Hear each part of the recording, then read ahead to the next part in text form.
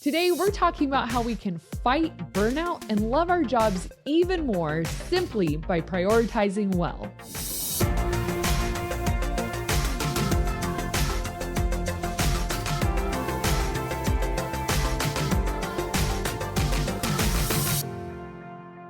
Thank you for joining us on the Ministry Coach Podcast, where we bring you weekly tips and tactics to help you fast-track the growth and health of your ministry. I'm here with my favorite person in the whole wide world. Whole wide world? Yep, Kristen Lascola. I said it. Thank you. My name is Jeff Lascola. I'm getting sick of saying my own name. I feel like it's kind of necessary because I'm sure there's always people that don't know who we are. Yeah. But I don't want to sound pretentious. Yeah.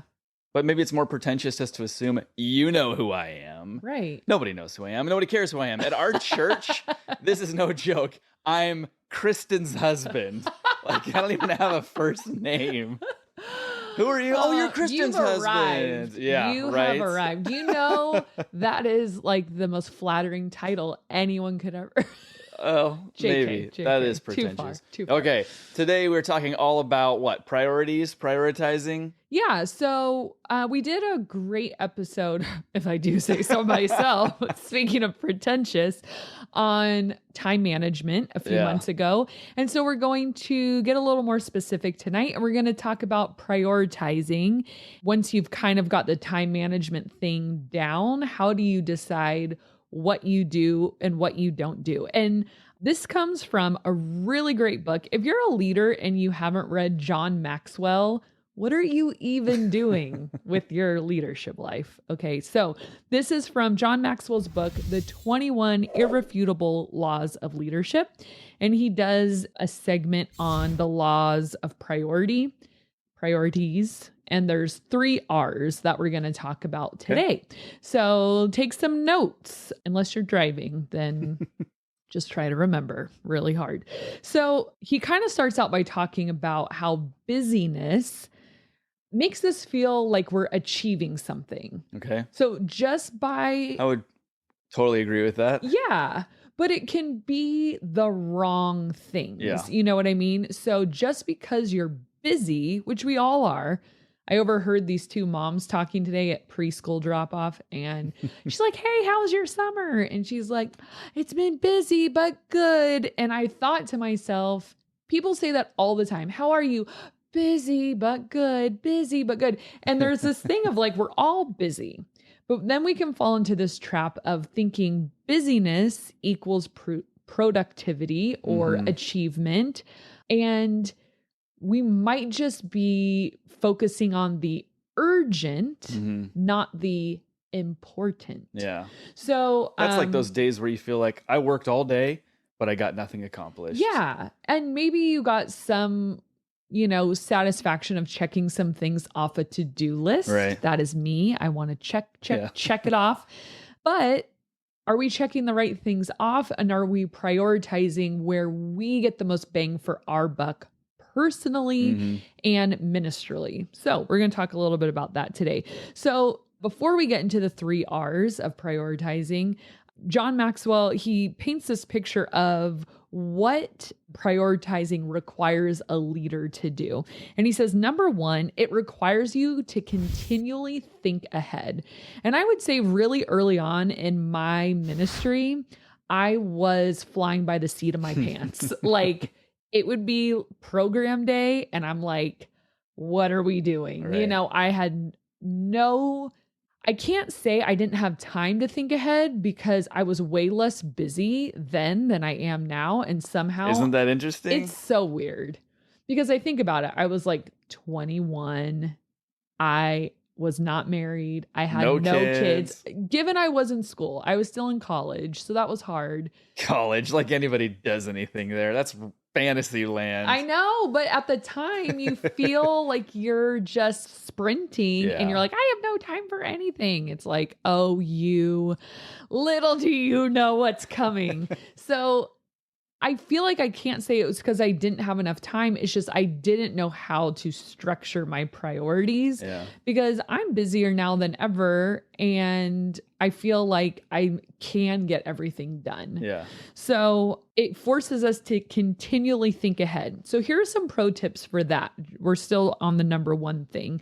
You should have a yearly calendar. I would say it needs to just be done by December. So of December this year, you need to have your year calendar for 2022 done. Oh, I thought you meant for 2021. Have it done by December. Wow, that's a lot of grace. Finished it before the year was up. And 3, 2, 1. Happy New Year. I'm done with my calendar. Woo! You just write everything you did. It was a journal of the year, not a calendar. So by December, you want to have the entire year done. Yeah, at least by then. Because otherwise, if you are doing it on like the 30th, you're like, 3 days, then better have things going. I mean, I'm being generous saying December. Yeah. I have mine done by November. And that was a thing our campus pastor kind of forced us to do, which I'm thankful for. He said, you need to turn your year calendar into me by November, which was great. And on that year calendar, I break it down by seasons. I have my winter, spring, summer, fall. It's like a 3-month calendar and I write everything we do. And once you do it once, you just save it and change the dates and adjust a few things. It's very easy once you do it one time. But on that, you want to have your events, your camps, your retreats, your deadlines for like sign up. So like your summer camp sign up deadline. And then if you want to just do like a personal calendar for only you to see that has your series on it, like what you're going to teach on, and make sure you hit everything you want to hit in a year and time it seasonally. And then you can even do your games. So we've given a lot of games. And on some of the episodes, I say, hey, get your sweet pack of games. Like if you have 3 months worth of games, I think you're good. And then you can just put your games on a 3-month rotation. And then if you're feeling super creative one week and you're like, no, it's time for a brand new, go for it. But at least you already have something planned if, you know. So John Maxwell says, when you prioritize, you're always thinking ahead. Number 2, he says it forces you to focus on what's important. And this is something I learned over and over and over and over again from our executive pastor, Charlie Bradshaw. He said leaders need to focus on the important, not the urgent. And so if you don't have your priorities straight, you will be forced to continually take care of the urgent because the urgent is that beep, beep, beep, beep. And that like can it be has to get done. A tough hamster wheel to get off. It is. It 100% is, because once you're behind, it's so hard to then get to a place where you have margin to then dream about the future or get creative. And like, that was me. It was like, dodgeball, I guess. And I have nothing to say. Like, oh my gosh, my message. And I'd be praying like, please God, just give me some words. Like, how was I so behind? But then you just are like, you can't get ahead. So, and then number 3, he says it helps you to focus on what's next. So because I have my calendar all done, when I'm doing, there's like certain tasks you have to do every week. But then once you kind of get the tasks done, what you can do is look ahead. Okay, well, what's coming up next 2 weeks, 3 weeks, 4 weeks that I can chip away at today? Oh, I could order this, or I can create an itinerary for that, or I can contact this person to reserve whatever. And so then you're always, you know, running at a good pace. And it gives, I love margin. I don't know if you're a creative person, so maybe it comes more naturally to you. Margin? I have none of it. No, but I was going to say no, creativity, not margin. Because I feel like when you have margin, that's when you're creative. Yeah, but there's other times I feel like under the gun is where all of a sudden, and you say you experience that sometimes where it's like you're struggling with a message and it's like, oh gosh, I can't get that one point. It's just not quite there. And then it's like the night before. Then you get it. I feel like that's like the Holy Spirit, like just in time delivery system. It's like a trust exercise. He like wants me to do a trust fall every time. But like, I feel like if I'm doing an event or something like that, or dreaming about like, what if, I can't even go to what if I'm like scrambling all the time to get stuff done. So yeah, I know what you mean though. And then number 4, he says, it helps you to see the overall, how what you're doing is related to your overall vision. So, it gives you kind of that pause to say, is what we're doing might be good? Is it necessary? Is there something different we should be doing?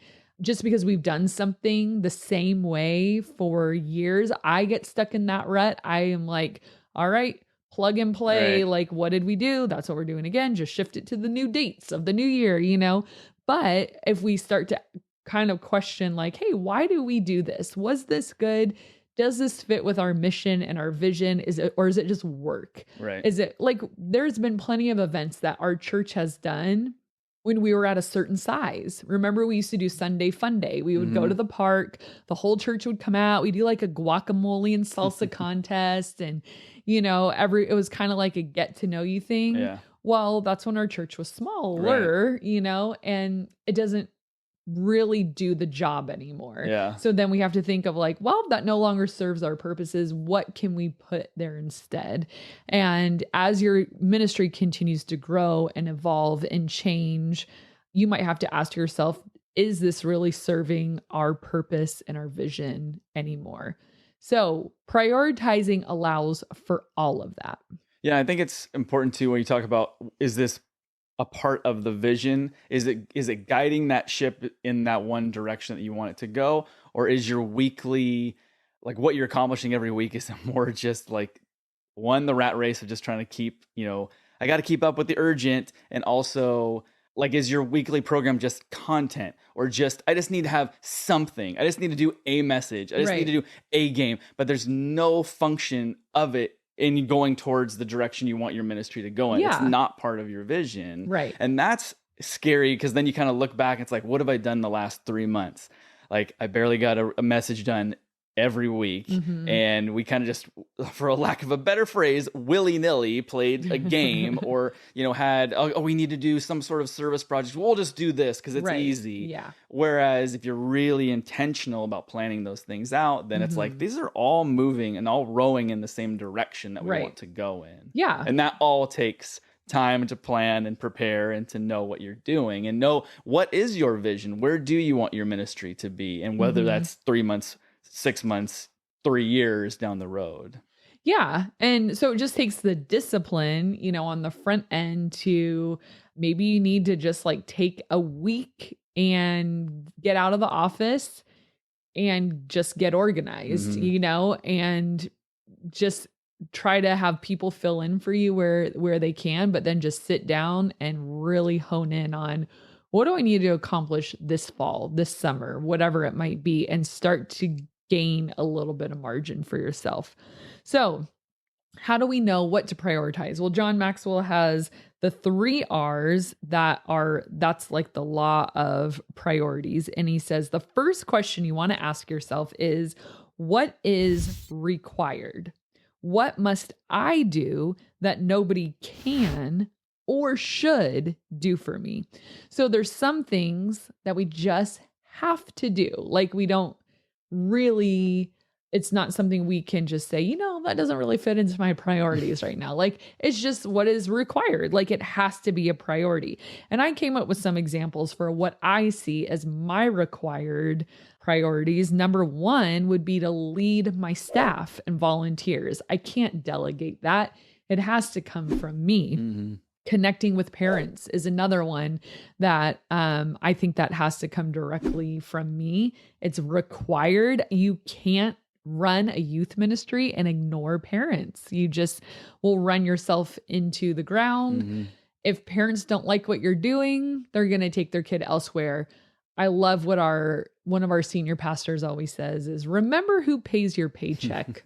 Kids don't tithe. So no matter how much kids love you and think you're the raddest youth leader ever, and they're all about you, if you're not communicating with parents, pouring into parents, bridging communication gaps, serving parents, hey, getting back to them, I've said it a million times, within 24 hours, then, you're not doing your job. Right. Your job, yeah, you're a youth pastor and those youth have parents. And so you have to, I feel like we talk about that a lot. Another thing I think I can only do is cast vision, kind of what you're talking about. Like I'm steering the ship. I have to know where we're going. I can't really pawn that off on somebody else. I need to be the primary communicator, and that means also the primary teacher. So I teach, and I'll talk about the other people who teach with me in a little bit, but I'm the one that should be communicating to leaders, to parents, to students, and also live, like teaching, to be the person to train the leaders and the person that is developing our vision for teaching and curriculum and what are we teaching, where are we going, and all of that. So those are the things that I think for me, I'm sure there's maybe a few that I missed, but just thinking through a list of like, yeah, this is what is required. This is the stuff I have to get done and it has to come from me. But there's a lot of things in our jobs that have to get done, but they don't necessarily need to get done by us. So then he asked the second question, what gives the greatest return? And so for this one, at North Coast where I work, we talk a lot about this idea of strong leadership is built on an island of strength. And what that means is a lot of us have weaknesses. And the philosophy is that every leader has weaknesses, but don't worry about it too much. Instead, focus on your strengths, because if you hone in on your strengths and play to those, you'll be so much more effective than trying to be good at something you may just never excel at. Whereas a lot of people will say, I'm weak at this, so I need to pour so much energy into being good at that. It's a little counterintuitive. Your strength. Even as I was writing out these notes, I'm like, dang, that's so counterintuitive for me, because it's sort of like, hey, well, wouldn't you want to get better?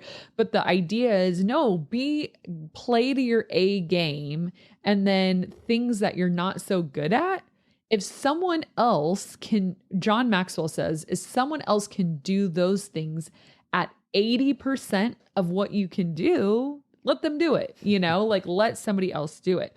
So don't try to improve those areas of weakness. So for me, what this one looks like very practically is I don't have to teach every single week. I'm the primary communicator, like I said, and I set the vision for where I'd like to go. But I also know it's important for our students to hear other voices and for others to get opportunities to work that muscle. So I only speak every other week.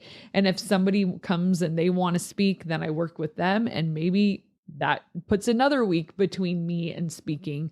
So that's something that I try to delegate out, because I see my job as I need to develop that gift in other people. And if they're a little rusty, it's like, yeah, what was your first talk like? You know what I mean? And so you coach them through it. But that, I think, is a great example of, that delegated leadership, sharing the stage, and then you turning into like a coach player or a player coach, whatever. It kind of goes without saying, but should say it anyways. Someone doesn't come to you and say, I want to speak. You're like, all right, go ahead. Yeah. You talk with them and you make sure like what they're talking about is going to be in line with the Bible, and the person, and there's that relationship that you've built. It's not just, hello, what's your name? Okay, go ahead and speak. Whatever, don't care.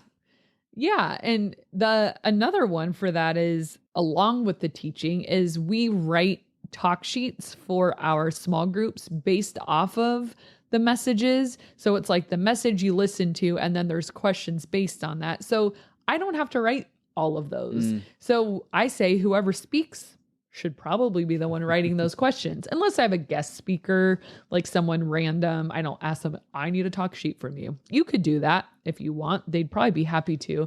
I usually just take notes while they're speaking, and then I write a talk sheet for them. But I don't have to write all of our curriculum. Somebody else can do that. My intern can do that.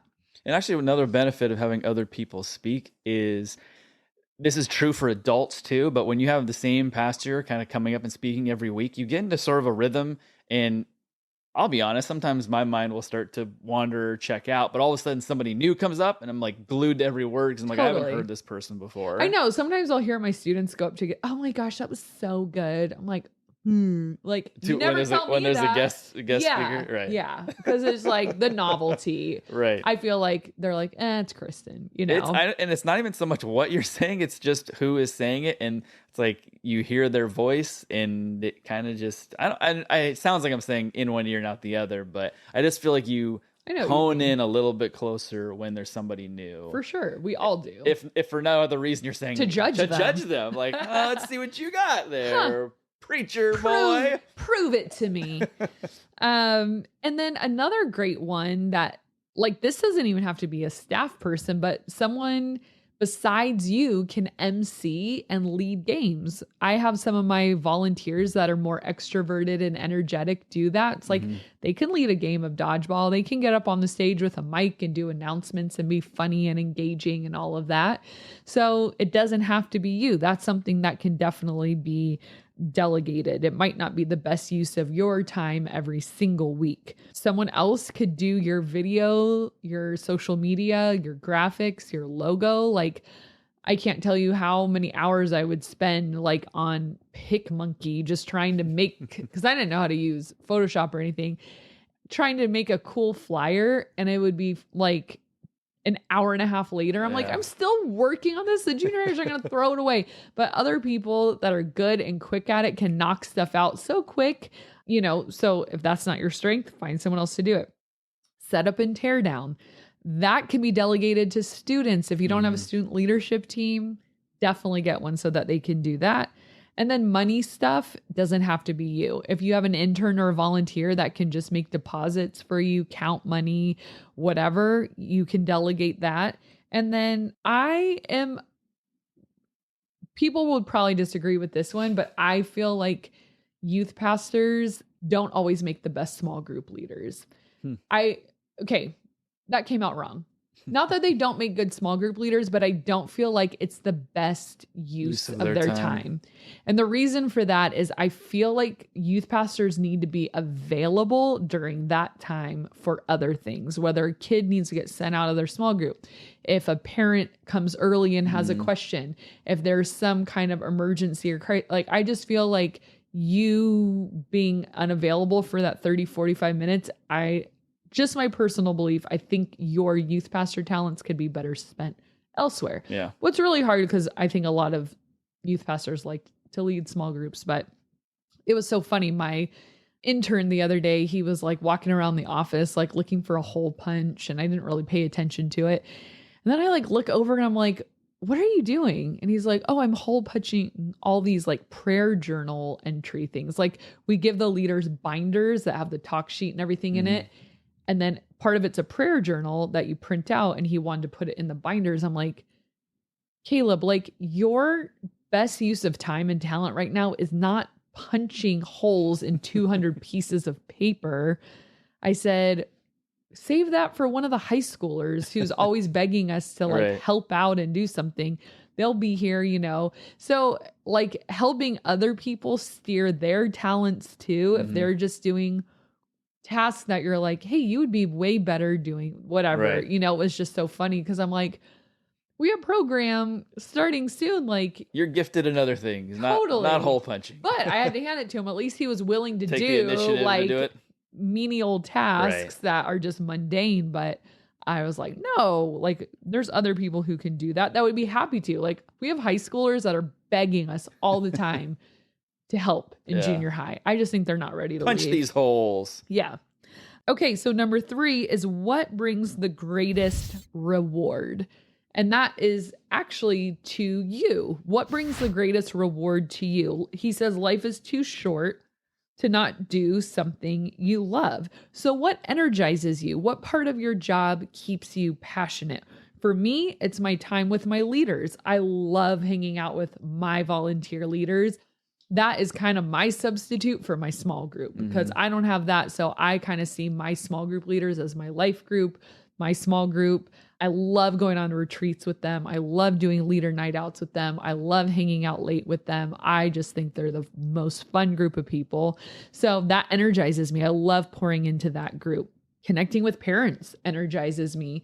If I can, talk to a parent and make them a fan of what we do and get them connected and feeling comfortable. And, so many parents have told me, I just drop my kid off. It's so nice to actually connect and talk and know who everybody is, Right. And so I love that.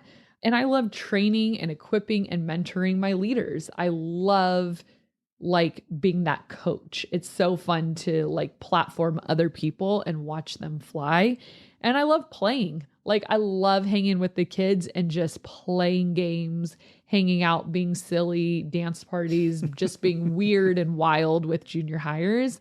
To me, that's just so fun. Yeah. When you get those inside jokes with kids or fun rivalries going on, I just love the, relationships with students. Right. So when you're thinking through your day, through your week, if you've prioritized all those things we talked about in the beginning, you've thought ahead, you know what's important, you know what's next, you see how everything is related to your global vision, then you can ask every day when you're faced with a task, those 3 R's, and say, I'm going to give my time to things that only pass the requirement, return, reward test. And those are the 3 R's. What's required, what gets the best return, and what gets the greatest reward to me personally. And so it takes that discipline on the front end to be able to arrive there, because I think this is next level time management. If you're scrambling for a game and a message and a logo every week and you're just so disorganized, you're not going to have time to really be able to focus this well. Yeah. But this is a goal. This is something to get to, and your ministry will be better for it. And you will enjoy your job so much more. Totally. You really will. And it can even be the baby steps too of okay, you're scrambling to find a game this week. Take an extra 5 minutes of scrambling time and find a game for next week. And now all of a sudden you have 2 done, 1 for the next week. And then the same thing can be with your talk. If you start doing, I'm going to do a series, it's going to be a 3-part. If this is what part 1, 2, and 3 are going to be, you may not have them written out, but at least you have the idea. And that would just be baby steps of starting to get ahead a little bit and know, okay, I know what I'm doing this week, but I now also know what I'm going to be doing next week. And then you push that out further and further. And when you know that, then it's easier to delegate, because I know exactly, today I spent hours writing all of our curriculum for camp, all of the solo time, all of the small group questions. I was so thick in it, but I have to do that. Right. So then I look to the future of, well, what else needs to be done? And I emailed my intern. I said, hey, here's some things, that you could get a head start on. And they weren't urgent. I didn't drop something on him that's I need this done in 24 hours. I was far enough ahead to know, hey, I'm on pace, but I'm so consumed with this project that I have to get done. There's some things that are kind of bugging me in the background that I know this has to get done, this. Do I have to do those? I don't think so. I think either one of us can do those. And then I consider, what is he doing? If he was thick in the project of something also, I might, I don't know. Right. But he wasn't. He's done with everything he had to do for this week. So I said, hey, here's something to look ahead to. Can you get this done in the next little bit? Or look forward to. Yeah. So that's the beauty of, when we're ahead, we can delegate very well. And those people, then it's healthy because they're not rushed and it's not scrambled. I'm so behind. I just need help with this, Yeah. It's we can keep the pace going, and it gives other people a chance. A lot of your interns and leaders, they want to jump in and do stuff. So do the stuff that is required of you. But if it's not, they'll be excited. Those are learning experiences. It's not do my bidding, get me a coffee. It's no, this is real leadership stuff. We're both real leaders. This is stuff that either one of us can do. So why don't you do it? Unless they're super busy, crazy. So you know what I mean. All right. Well, there you go. Prioritize time management. Good stuff. Wow. And you know what I like to do? at the beginning of every week is that look ahead thing. So I write my to-do list for the week based on what's coming up. So, and I know that because I have that calendar, locked in, and I can start looking ahead at that. Blah, blah. And then you're delegating as well. If you're not delegating last minute either, because that's a trickle down where it's like, I'm scrambling to get this done. I'm going to hand this off to you. And handing that off to you means you don't have time to get it done right either. Yeah. So everything just kind of becomes, not great. Like the final product is like, wow, that was lame and it could have been way better. Yeah. I mean, we all do that. Right. And you learn because you don't like that pain, over time. Right. So, but this is, I love this stuff because this helps you stay in it for the long haul. And I think that's what we're all trying to do. If you feel like burnt out, it could just be a tweak of some prioritization. That's a really hard word. In time management. That could be the difference between you loving and hating your job. Totally. It could just come down to that. If you Avoiding feel like that burnout. This is such a hard job. There's so much going on. There's so much to do. But it's like, you can do this. It just might be, are you staying up till 4 a.m. and not like getting your stuff done? Right. Or are you not thinking ahead? Like there could just be a slight tweak that you need to identify. Why is it off balance? And why do I feel this way? Because it doesn't have to be this way. Totally. All right. Question of the day. So let's do a question of the day here and we'll wrap this thing up. Who is your all-time favorite villain? Right when you asked me that, I had one face in my mind. I love Captain Hook. Which version? Like the old school Disney cartoon? The cartoon. He's so funny.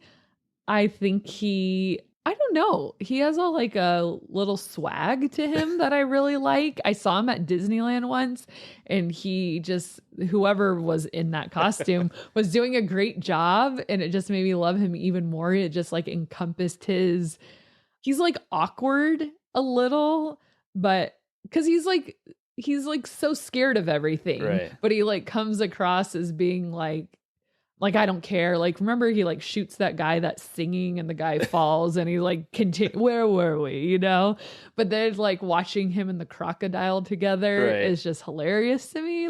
Smee! And he is, I don't know. I just think he's pretty hilarious. Funny. And I think that is the funny thing about villains, if that's the thing to say.